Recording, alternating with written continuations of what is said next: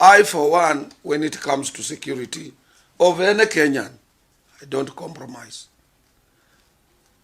And I equally don't support what government did. And if they were to change that security, they would have done it with the knowledge of our deputy president. Because we don't want these lame excuses being blamed on the government because of the security and other people, when there are big issues facing this country. Kimani Ngunjiri, in his address to this pathetic issue, he mentions my name. He says, oh, now what people like Atwoli said is now we can see what people like Atwoli wanted to happen.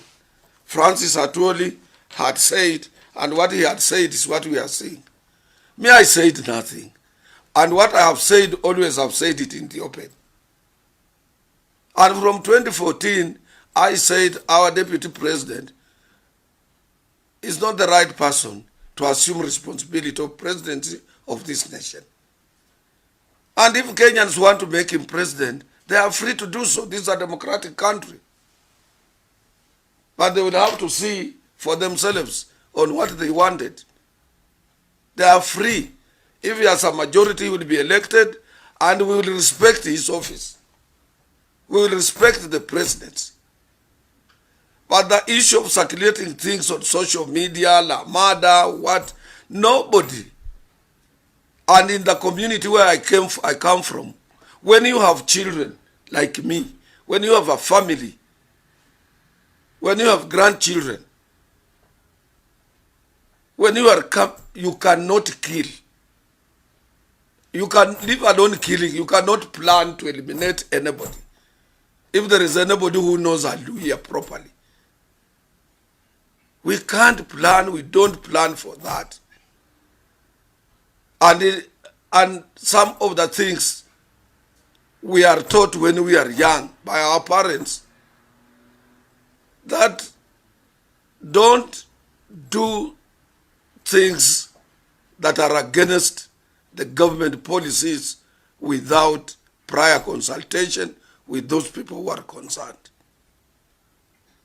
Don't plan to overthrow a system unconstitutionally. Those are things we are taught. Because anybody who has agitated for a change has not lived to see that change he agitated for, in most cases. So protect what you have in hand, other than expecting a new heaven when you are not in a position to see where hell is.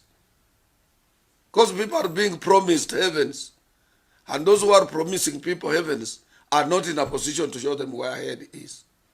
So we normally protect the status quo, what we have. And even when William becomes a president of this republic, for the sake of peace of this country, he would like to govern a country that is peaceful. So those people who are talking about Francis Atwoli, about what, they should think twice. That is my democratic opinion. And that is what I feel sometimes on behalf of working men and women. Because if you have a leader who is obsessed by doing business, he's a capitalist. If you have that capitalist, what matters to a capitalist is what he gets, is what he wants to achieve, is what he supplements to what he has. It is what he maximizes out of what he has. And he will never care about you. Capitalists don't care about even their own wives. They count what is in their bank and what they have. They have no time for workers. They have no time for the children. They have no time for anybody else. And try a capitalist to assume the responsibilities of leadership. And that was my opinion. And people who want this, they want that, they cannot make good leaders. And I want the Kenyans. That was me. And it was in day broad light. But that should not be attributed to me to mean that I, for one, I can harm our deputy president. Two, I am not a state officer. I am not a civil servant. I don't work for government. I'm not an advisor to His Excellency the President. I'm not anything in the system. I'm just a labor leader of international repute. Where do I get power to order the GSU to get out of the deputy president's place? As what Ngunjiri wants to attribute to me, that I told you this, people like Atwoli. And we don't want to give them unfair mileage. I would appeal to people like Kimani Ngunjiri to think twice before they utter what they are uttering. They should not make this country be volatile. And I said we are going for elections. And I have said people are going to turn up in large numbers to vote. And if the person you expect to be the president is not elected, keep cool and keep your calm. Me, I don't want to be an MP. I don't want to be an MC. I don't want to be a governor. I don't want to be a president. I don't want to be a deputy. I just appealed. My colleagues just appealed to me. They said, you have a project to finish. And I told them, if I finish this project, will you release me? Because I'm eager to retire. I've worked for 54 years as a labor leader. I need to have time with my people. I need to have time with my children. I need to have time. I need to know my people well. Started working at a tender age. And I'm just warning Kenyans as an elder. That does not mean I want to harm anybody. And I've also said, and I repeat, the issues of security is important to every Kenyan, not only the deputy president. To every Kenyan, we must make sure the security of every Kenyan is not tampered with.